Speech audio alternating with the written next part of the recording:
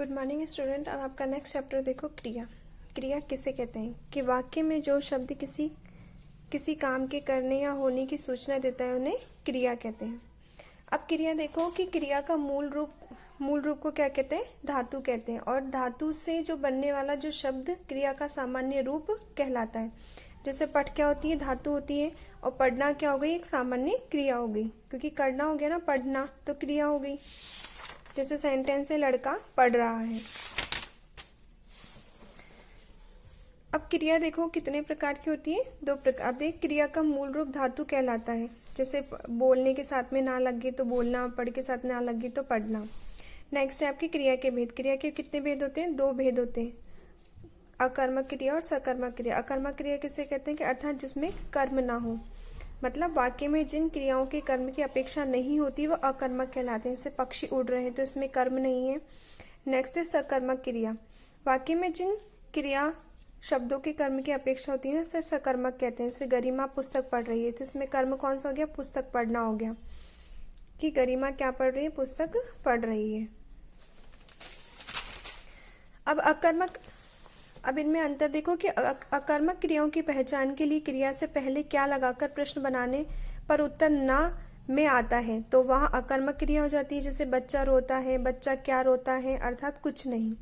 सकर्मक क्रिया की पहचान के लिए क्रिया शब्दों से पूर्व क्या और किसको लगाने पर उत्तर हाँ में आता है तो वहां सकर्मक क्रिया होती है।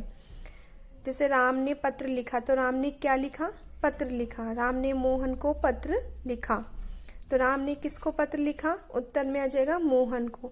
तो जहां पर भी उत्तर हाँ में आता है वहां सकर्मक होती है, और जहां उत्तर ना में आता है वहां अकर्मक क्रिया होती है।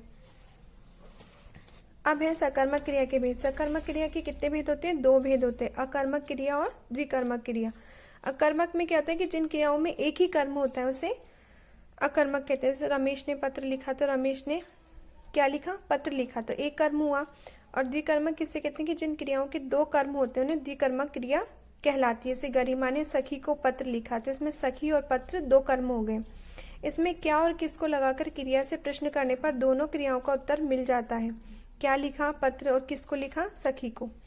तो द्विकर्मक क्रिया में एक ही मुख्य कर्म होता है, दूसरा गौण कर्म है। इसका उदाहरण में मुख्य कर्म है पत्र तथा गौण कर्म हो गया सखी। क्रिया का मुख्य रूप कर्म के अनुसार होता है। अब रचना की दृष्टि से देखो क्रिया के कितने भेद है? 6 भेद हो गए। सामान्य क्रिया, नाम धातु क्रिया, संयुक्त क्रिया, कृदंत क्रिया, प्रेरणार्थक क्रिया, पूर्वकालिक क्रिया। अब सामान्य क्रिया किसे कहते हैं? कि वाक्य में जहां एक ही क्रिया का प्रयोग किया जाए उसे सामान्य क्रिया कहते हैं। जैसे रमेश सोया, मैंने किताब खरीदी। नेक्स्ट है संयुक्त क्रिया।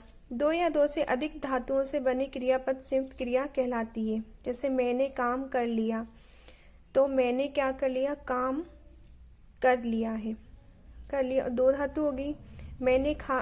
वह खाना खा चुका है तो उसने क्या खा लिया? खाना। और क्या कर चुका है? खा चुका है। तो इसमें 2 क्रिया हो गई। नेक्स्ट है नाम धातु। नाम धातु में क्या होता है कि संज्ञा, सर्वनाम, विशेषण आदि शब्दों में ना प्रत्यय जोड़कर से बनने वाली क्रिया नाम धातु होती है। जैसे बात में ना जोड़ा तो बतियाना, आप अपनाने ना जोड़ा तो अपनाना, शर्म में शर्माना।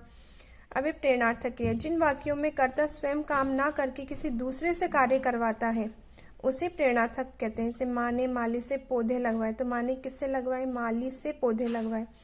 तो माँ ने काम किससे करवाया? माली से करवाया। तो ये हो गया प्रेरणार्थक। इसके बाद है नेक्स्ट पूर्वकालिक क्रिया। किसी मुख्य क्रिया से पूर्व यदि कोई अन्य क्रिया प्रयुक्त होती है, जैसे मैं नहाकर पढ़ूंगा तो मैंने पढ़ूंगा कैसे? तो पढ़ने से पहले कौन सी क्रिया हो गई? नहाकर। तो नहाकर हो गई पूर्वकालिक क्रिया।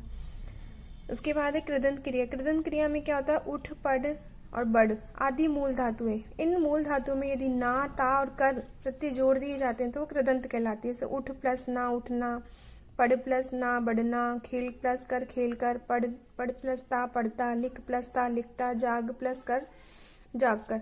तो उठना, पढ़ना, बढ़ना, लिखता, खेलकर, जाकर आदि क्या हो गई? कृदंत क्रियाएं होंगी। Thank you.